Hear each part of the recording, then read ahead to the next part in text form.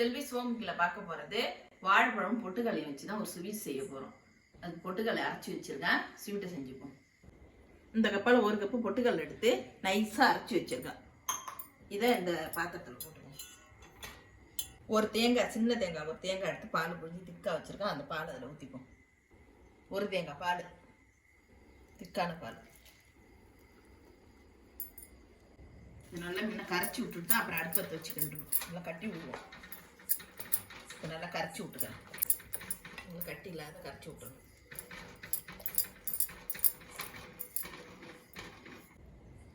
பொட்டுக்கடலை மாவு நல்லா தேங்காய் பால் நல்லா கலக்கி விட்டாச்சு. அதில் வந்து 2 வாழைப்பழம் நல்லா மசிச்சு வச்சுருக்கேன். அதையும் போட்டுக்கணும். அடுப்பத்தை வச்சு கைவிடாத கலரணும்.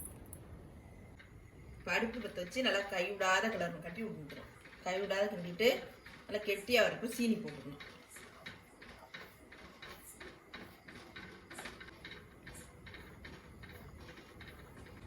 நல்லா இப்படி கைவிடாத கிண்டிட்டு நல்லா திக்கானோன்னே சீனி போட்டுக்கணும். திக்காயிடுச்சு. இதெல்லாம் 1 கப்பு பொட்டுக்கல்லை அரைச்சது. அதுக்கு 3/4 கப்பு சீனி போட்டுக்கணும். இதெல்லாம் 1 ஸ்பூன் ஏலக்காய் தூள் போட்டுக்கணும். இப்போ நல்லா கைவிடாத கிளறி இருக்கு. அடிக்கணமான பாத்திரமா இருக்கும்.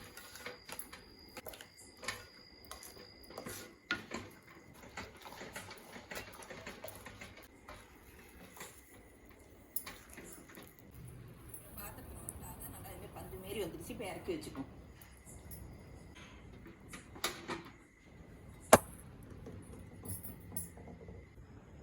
சூப்பரான வாழைப்பழம் பொட்டுக்கடலை ஸ்வீட் ரெடி ஆயிடுச்சு. இந்த வீடியோ பிடிச்சிருந்தா லைக் பண்ணுங்க, ஷேர் பண்ணுங்க, சப்ஸ்கிரைப் பண்ணுங்க, கமெண்ட் பண்ணுங்க. நன்றி, வணக்கம். நீங்களும் செஞ்சு பாருங்க.